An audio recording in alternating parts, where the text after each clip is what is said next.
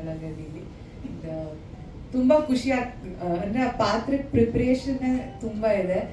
ಯಾಕಂದ್ರೆ first time ಉತ್ತರ ಕರ್ನಾಟಕ ಭಾಷೆ ಮಾತಾಡ್ತಾ ಇರೋದು. ಸೊ ಅದನ್ನ ಫಸ್ಟ್ ಕಲಿಬೇಕಾಗಿತ್ತು, ಆ ಸ್ಲ್ಯಾಂಗ್ ಕಲಿಬೇಕಾಗಿತ್ತು. ಎಸ್ಪೆಷಲಿ ವರ್ಡ್ಸ್ ಸಾಕಷ್ಟು ಒಂದು ಪದಗಳೇ ತುಂಬಾ ಡಿಫ್ರೆಂಟ್. ನಾನು ಕೇಳೂರಲ್ಲ ಆ ಪದಗಳನ್ನ. ಸೊ ಅದನ್ನ ಹೊಸದಾಗಿ ಕಲಿತಾ ಇದ್ದೀನಿ ಡೈಲಾಗ್ಸ್ ಅಲ್ಲಿ ಎಲ್ಲ.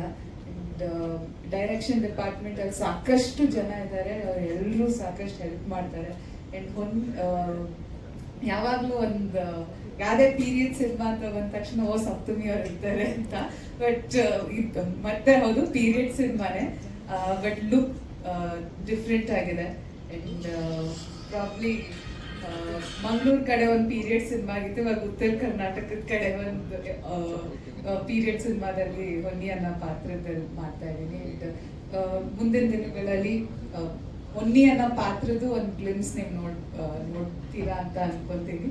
ಅಂಡ್ ತುಂಬಾ ರಫ್ ಕ್ಯಾರೆಕ್ಟರ್, ತುಂಬಾ ಸ್ಟ್ರೇಟ್ ಫಾರ್ವರ್ಡ್ ಕ್ಯಾರೆಕ್ಟರ್.